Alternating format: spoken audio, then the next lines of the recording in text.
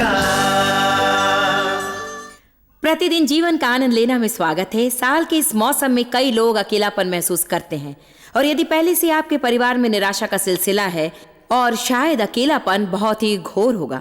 Doctor Paul मायर, blue jeans के लेखक, आज हमारे साथ हैं और वे इन प्रश्नों का उत्तर हमें देंगे कि क्या इसे ऐसे ही होना है। अच्छा डॉक्टर मायर, क्या इसे इस तरह से ही होना है? नहीं, निराशा एक विकल्प है। किसी को भी निराश नहीं होना है, और यदि वे निराश होते हैं तो भी वे निराशा में न रहें। यदि उन चीजों में से एक है जिसका पूर्ण रूप से इलाज किया जाता है, यदि अलग अलग लोग भिन्न कारणों से निराश होते हैं, अकेलापन महसूस करते हैं, उनके लिए अलग अलग उपचार उपलब्ध हैं। हम खास तौर से इस विषय पर चर्चा करने जा रहे हैं कि अकेलापन और निराशा इस मौसम में लोगों पर कैसा प्रभाव डालते हैं। और पिछले 2 दिन हमने निराशा के बारे में बहुत सी बातें कही थी, इसलिए आज हम अकेलेपन पर ध्यान केंद्रित करेंगे। ठीक है। हाँ, आप कहिए डॉक्टर मायर। हाँ। यदि आप ऐसे व्यक्ति को जानते हैं जो इस मौसम में अकेला महसूस करता है, जो कि सामान्य रूप से उसे नहीं करना चाहिए, उसका कारण प्राथमिक तौर से आत्मिक और भावनात्मक हो, और अक्सर ऐसा होता है कि जब वे बचपन में बढ़ते हैं तो उनका घर बड़ी मुश्किल में होता है, जहां उन्हें लगा कि उनका दुरुपयोग किया गया, बुरा व्यवहार किया गया, जिसके कारण जब कभी वे टेलीविजन पर खुश परिवार को देखते हैं और हर एक किसी को क्रिसमस के इन गीतों को गाते हुए देखते हैं, अपने परिवार के साथ खुशी मनाते देखते हैं, तो उन्हें अपने अतीत की दुख भरी घटनाएं याद आ जाती है। और साथ ही जब वे त्योहार या छुट्टियों के अवसर पर अपने रिश्तेदारों को देखते हैं तो उन्हें अपने आप अपने व्यक्तित्व का एहसास होने लगता है कि वे जब छोटे थे तो उनका व्यक्तित्व ऐसा नहीं था, जब आप उनके आसपास थे। हाँ, यद्यपि आप अपने आत्मिक विकास और अन्य सभी तरीकों से अपने दुखों पर जय पाते हैं, फिर भी आप तात्कालिक रूप में अपना आत्मिक विकास खो सकते हैं। अपने परिवार के आसपास रहते हुए आप इसे नहीं जान सकते हैं। एक बात जो लोगों को अकेलापन महसूस करने में मजबूर करती है वो ये कि उन्हें लगता है कि कोई उन्हें नहीं समझता, और वो भी खास तौर से महिलाएं। किसी कारणवश महिलाएं चाहती हैं कि उनको ठीक से समझा जाए, इसलिए कि वे पुरुषों से अधिक होशियार होते हैं। धन्यवाद। मैं पुरुषों का दिमाग खराब होता है, यह सत्य है, यह सचमुच सही है। इसे मानना मुझे अच्छा नहीं लगता। मैंने मेडिकल स्कूल में पढ़ा है कि जब बच्चे माँ के गर्भ में होते हैं, नन्हे लड़के शिशु और लड़की शिशु वे एक जैसे ही होते हैं जब तक कि वे 4 या 5 या 6 हफ्ते के ना हो जाएं, और उसके बाद यदि वह लड़का हो तो टेस्टोस्टेरोन ब्रेन बाथ उसके दिमाग को ढक देता है और उसके दाएं दिमाग के कुछ कणों को नष्ट कर देता है। तो पुरुषों का दिमाग बिगड़ा हुआ है, इसलिए उनमें स्त्रियों की अपेक्षा चीजों से सही संबंध स्थापित करने व विचार विमर्श करने की क्षमता उनकी भावनात्मक योग्यता कम होती है। पर उनका मुझे नहीं मालूम प्रभु ने ऐसा क्यों किया। क्या कारणों को जानने की क्षमता उनमें तेज होती है? नहीं, समान ही होते हैं। यहाँ के मर्दों की मैं मदद करना चाहती हूँ। मैं चाहती हूँ कि वे बुरा ना माने। मैं कुछ जान पाता। वे बड़े हैं, वे तगड़े और ताकतवर हैं। इस बात पर यह है कि वे सोच विचार क्षमता उनकी तो एक ही समान होती है, लेकिन विचार विनिमर्श करने की क्षमता महिलाओं से कम होती है, उनसे कम होती है।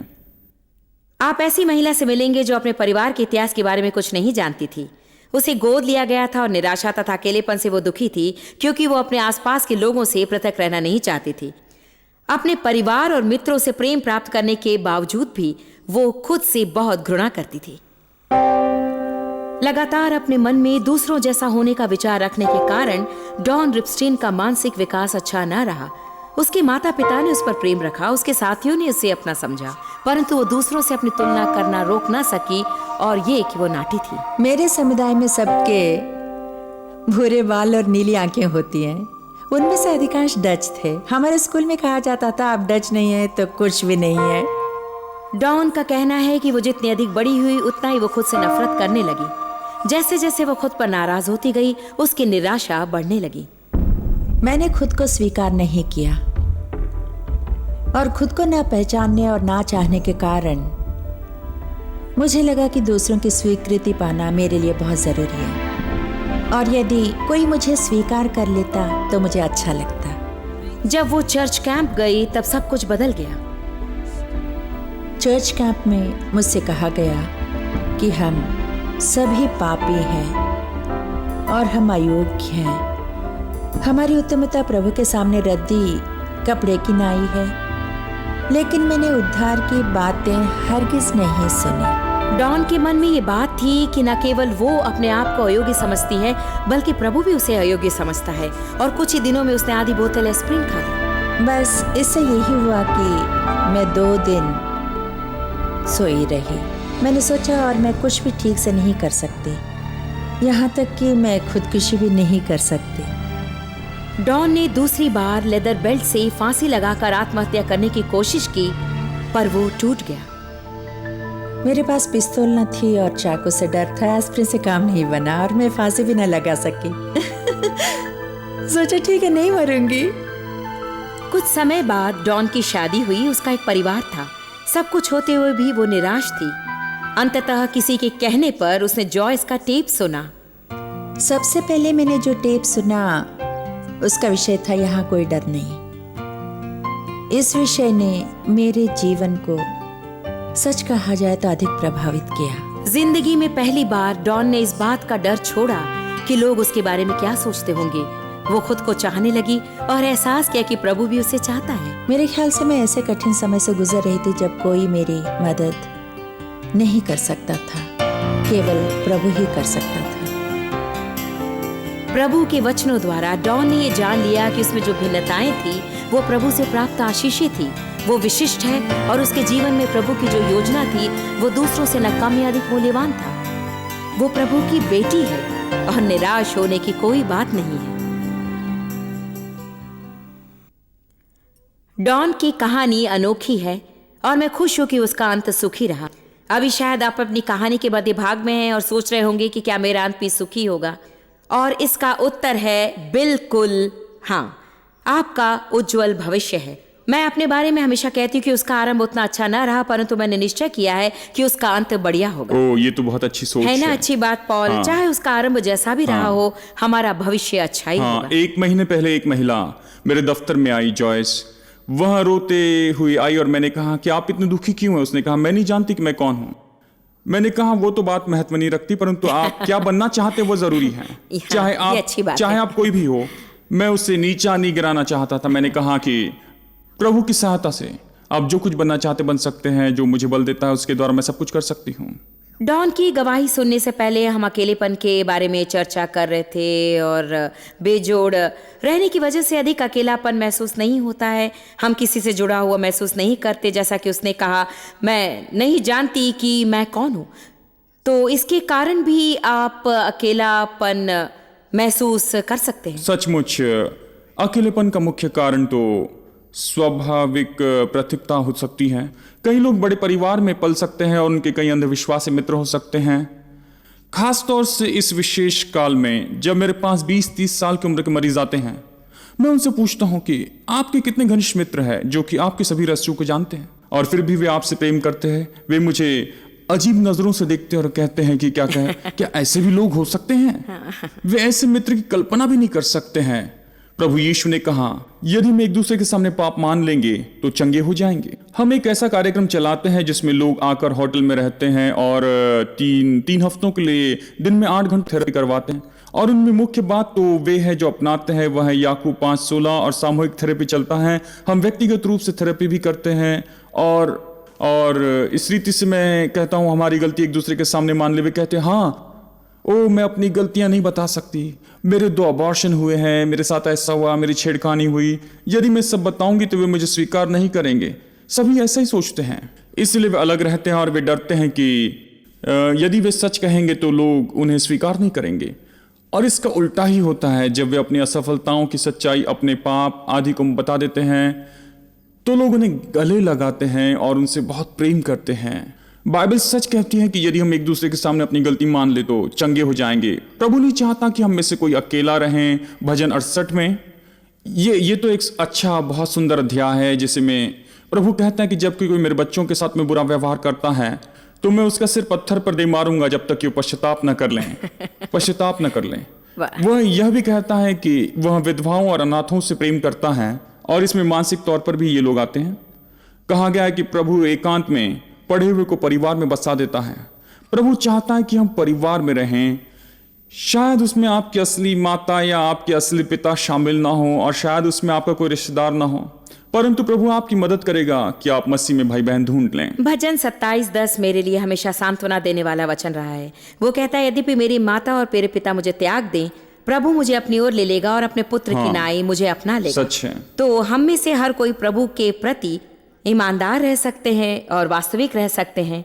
यदि आपको लोगों के साथ कठिनाई होती है तो कम से कम प्रभु से आप सब कुछ कहने लग सकते हैं और पहले से ही वो सब कुछ जानता है। परंतु अपने मन की गहराई में दबी बातों को बाहर निकालने से मदद मिलती है और आप ये जानकर इसे आरंभ कर सकते हैं कि वो बेशर्त आपसे प्रेम करता है, आलोचना नहीं करता, दंडित नहीं करता, दोष नहीं देता। वो तो करुणामय है और वो आपकी मदद करना चाहता है।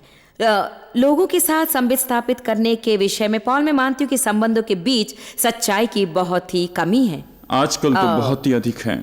वास्तविक बने रहने में लोगों को बहुत कठिनाई होती है। आजकल बहुत ही हेरा फेरी है और बहुत कुछ नकलीपन है। ऐसा लगता है कि किसी कारण से हमें लगता है कि हमें सबके सामने दिखावा करना पड़ता है कि हम बिल्कुल ठीक हैं। और मेरे ख्याल से कभी कभी कलीसिया में मसीहियों के लिए समस्या और भी गंभीर हो सकती है, क्योंकि हमें लगेगा सचमुच मुझे ऐसी समस्या नहीं होनी चाहिए, सचमुच मुझे कोई कमी नहीं होनी चाहिए। मैं एक विश्वासी हूँ और मुझे प्रभु में विश्वास रखना है और ये सारी समस्याएं दूर हो जाएंगी। तो वास्तव में उन्हें सच्चाई बताने में कठिनाई होती है। मुझे आपसे कुछ पूछना है जॉयस, यह कैसे संभव है कि जो लोग हर समय आपका कार्यक्रम देखते हैं वे ऐसा नहीं सोचते, और जो लोग कुछ निश्चित कलीसिया में जाते हैं वे ऐसा सोचते? देखिए, मैं किसी को नीचा नहीं गिराना चाहता। प्रभु ने मुझे एक वरदान दिया है। सचमुच मैं नहीं जानती कि मुझ में ऐसा क्या है जिसकी वजह से मैं खुलकर बातें करती हूँ। मुझे लोगों से कहने में कोई दिक्कत नहीं होती और ये मेरे वरदान का एक अंश है। मेरा विश्वास है कि प्रभु ने ये मुझ में रखा है, क्योंकि दूसरों की सहायता करने का वास्तव में यही एक रास्ता है। तो यदि मैं इस विषय में दूसरों के प्रति ईमानदार रहूं, आप अपनी गलतियों को सिर्फ अपने घनिष्ठ मित्रों के सामने स्वीकार नहीं करते हैं, परंतु लाखों लोगों के सामने स्वीकार करते हैं। देव कहते कि मैंने केवल उनकी बल्कि अपनी गलतियां भी सबको बता दी। ये बात सही है। पर देखिए, खुलकर बातें कहने से, ईमानदारी से कुछ कहने पर लोग एकाएक ईमानदारी से आपसे खुलकर बातें करने लगते हैं। अच्छा, ठीक है, केवल मैं ही एक ऐसा नहीं हूं जिसने कोई ऐसी गलती की है या फिर कुछ किया है, जानते हैं। एक और कारण भी है जिसकी वजह से लोग आपस में बातें नहीं कह पाते, वो ये कि वास्तव में आजकल ऐसे किसी व्यक्ति को ढूंढ निकालना मुश्किल है जो आपके रहस्य को रहस्य रहने देगा। एक व्यक्ति किसी दूसरे को कुछ बताना चाहेगा, परंतु उससे पहले उसे ये बात पक्की कर लेनी है कि वो व्यक्ति विश्वास योग्य रहेगा। सही है। हमें इंसानों के नाते ही सीखना जरूरी है कि लोगों के रहस्य को किस तरह से खुलने न दें, और ये भी कि यदि हम किसी से कहें मैं ये बात किसी को नहीं बताऊंगी, तो उसे किसी से न कहे, चाहे कुछ भी हो, उसे रहस्य ही बने रहने दे। एक वचन है, शायद नीति वचन की पराय का भेद न खोलना और न जानने की कोशिश करना। अतः कहा गया है कि दूसरों के रहस्य को जानने का प्रयत्न नहीं करना चाहिए, और यदि जान ले तो उसे अपने तक ही रखें। अभी हम एक ब्रेक लेंगे और जल्द ही लौट आएंगे। अब उठा लो आनंद प्रतिदिन के जीवन का। मैं डॉक्टर पॉल मैयर के साथ फिर से हाजिर हूँ। हम ऐसे विषय पर चर्चा कर रहे थे जो इस खास मौसम में लोगों के जीवन पर असर करता है, और वो है अकेलापन। पॉल, हम अकेलेपन के बारे में कह रहे थे, और मैं जानती हूँ कि आपके मन में कोई खास विचार है जो आप हमें बताना चाहते हैं, तो बताइए। हाँ, अधिकांश लोग जो अकेले रहते हैं उनके अकेलेपन का कारण यही है कि वे दोस्ती नहीं करना चाहते। बाइबल कहती है जो दोस्ती करना चाहता है उसे स्वयं अच्छा दोस्त होना चाहिए। हाँ। तो यदि आप अकेले हैं तो यह कहकर दूसरों पर दोष मत लगाइए कि कलीसिया में से कोई भी मेरे साथ दोस्ती नहीं करना चाहता है। कोई नहीं, प्रभु आपसे दोस्ती करने के लिए चर्च से लोगों को नहीं भेजेगा, वह आपको चर्च में भेजेगा कि आप खुद दोस्ती कर सकें। तो हाँ, ये क्रिया के बिना विश्वास तो निर्जीव है।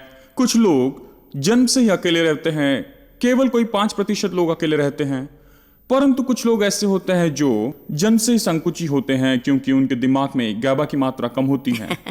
वह उन रसायनों में से जिसे प्रभु ने हमारे दिमाग में रखा है। और ऐसे लोग अक्सर नशीले पदार्थों का सेवन करते हैं या शराब पीते हैं, क्योंकि हाई स्कूल में रहकर जब वे शराब पीने लगते हैं तो फिर अचानक वे अकेले नहीं रहते हैं। वे अपने कोष्ठ से बाहर आते हैं, वे बोलते हैं, हंसते हैं और खुद को व्यक्त करते हैं, क्योंकि शराब एक गैबा की दवा है। आजकल निश्चय ही ऐसे अनेक लोग हैं जो नशीली दवा की ओर दौड़ते हैं। हाँ। खुश रहने के लिए, आराम और बहादुर रहने समय के लिए काम करता है। हाँ, लेकिन कोई कारण तो होना चाहिए कि आजकल अनेक लोगों को क्यों लगता है कि वो उनके लिए जरूरी है। और मेरे ख्याल से पौष्टिकता कोई संपूर्ण समस्या नहीं है। इसका मुख्य उसका कारण भाग तनाव है। है और टूटे हुए परिवार है जिनमें लोग पलकर बड़े होते हैं। बचपन में उन्हें अधिक प्रेम प्राप्त नहीं होता है। तो चाहे एक व्यक्ति शराब या नशीली दवा या कुछ भी ले, उसे तात्कालिक राहत ही मिलती है, लेकिन इससे समस्या का समाधान नहीं होता है ना। मेरे एक मरीज है जो एक दुकान के मालिक है। वे जन्म से बहुत संकुचित थे क्योंकि उन्हें सोशियोफोबिया था। इस कारण वो क्लब में नहीं जाते थे, बहुत शर्मीले होने के कारण। वह कभी कलीसिया के यूथ ग्रुप में नहीं गए। वह तो बहुत ही तेज था, शर्मिला होते हुए भी वह कॉलेज से पास होकर निकल गया। कक्षाओं में जाना उसके लिए कठिन था, लेकिन कक्षा में अधिक छात्र होने के कारण वो पीछे बैठता था। और कॉलेज के पास होने के बाद में उसने शादी कर ली। किसी लड़की ने उसे प्रपोज किया था। यदि प्रपोज नहीं करती तो शादी नहीं होती। और उसके बाद में उसके 2 बच्चे हुए और वह अपने पत्नी और बच्चों से छिपकर रहता है घर में। दफ्तर में पीछे में बैठा रहता है। उसने एक बार मुझे रेडियो पर अकेलेपन के विषय कहते हुए सुना था और वो मेरे क्लिनिक में आया और उससे बातें करते तक मैंने जाना कि यह स्वभाव उसके पूर्वजों से पाया है, जो कि 20 अकेलेपन के केस में से एक का होता है। अभी वो अपने ग्राहकों से मिलता है, अपने परिवारों के साथ में घुल मिल कर रहता है, अपने कर्मचारियों के साथ में रहता है। और उसने कहा कि जिंदगी में पहली बार लोगों के साथ में बातचीत करने का मुझे आनंद आ रहा है। और यहाँ भी ऐसी बीमारी के लिए पौष्टिक सहयोग भी है। हाँ, ओमेगा बहुत ही 3 फैटी अच्छा एसिड ऐसे सहयोग। भोजन है जो आपकी गैबा लेवल को बढ़ाने में सहायक होते हैं। तो चलिए डॉक्टर, जो लोग अभी अभी इस कार्यक्रम को देखने लगे हैं उनके लिए इसका सारांश बता दें। हम अकेलेपन और उसके कारणों के बारे में कह रहे और हैं। ऐसे कुछ लोग होते हैं जो केवल अपने आलस के कारण बाहर जाकर दोस्ती नहीं करने की वजह से अकेले रहते ये हैं कारण है। और प्रभु पर दोष देते हैं कि किसी को नहीं भेजा है। बहुत अच्छा। और भी क्या कारण है? अनेक लोग अकेले होते हैं क्योंकि उनमें आत्मविश्वास की कमी होती है और उन्हें लगता है कि अरे यदि कोई मेरे मन की बात जान ले तो मुझे स्वीकार नहीं करेंगे। एक बार मार्क ट्वेन ने कहा कि हम सब चांद के समान हैं। हम अपने उज्जवल रूप को दिखाते हैं पर किसी को काला भाग नहीं दिखाते हैं। मसीह होने के नाते हमें ऐसा नहीं होना चाहिए। आपकी यह बात मुझे पसंद है कि आप अपने चमकते चेहरे के साथ टीवी पर अपना काला चेहरा भी बताते हैं। आपको स्वतंत्र करेगा। आप सत्य के बिना स्वतंत्र नहीं हो सकेंगे। और बाइबल कहती है कि हमें एक दूसरे की जरूरत है, इससे कि लोग जाने कि तुम मेरे चेले हो यदि तुम एक दूसरे से प्रेम रखते हो। ठीक है। प्रभु नहीं चाहता कि हम अकेले रहे, वह चाहता है कि हमें जो करना चाहिए उससे हम करें। यदि वास्तव में कोई संकोची हो तो मैं उससे यही कहूंगा कि वे किसी समूह में जुड़ जाएं, या दोस्ती करने में शर्माते हैं तो किसी समूह में जुड़ जाएं, छोटी कलीसिया में या बाइबल स्टडी ग्रुप में या सामाजिक समूह में या गवर्नमेंट क्लब में या ऐसे किसी में, ऐसे समूह में जुड़ जाएं जहां लोग हर हफ्ते एक दूसरे से मिलते हैं और एक दूसरे को जानने का मौका मिलता है और दोस्ती बढ़ सकती है। मेरी पत्नी और मैं 30 साल पहले एक छोटी कलीसिया में जुड़ गए और उसमें 3-4 दाम्पत्य छोटी कलीसिया मतलब जहां कम सदस्य हो। एक कलीसिया का छोटा सा समूह, एक कलीसिया का छोटा समूह। हाँ, रविवार को बाइबल स्टडी होती है, एक दूसरे से विचार विनिमय करते हैं, प्रार्थना करते हैं, करीब आते हैं। और जिन मित्रों के साथ आज हम हैं उन्हीं के साथ 30 वर्षों से हम छोटी कलीसिया के रूप में हफ्ते में 1 या 2 बार मिला करते थे। एक बात पक्की है, आप जो बोते हैं वही काटते हैं। और यदि आप दोस्ती का बीज ना बोएं तो आपको दोस्त नहीं मिलेंगे।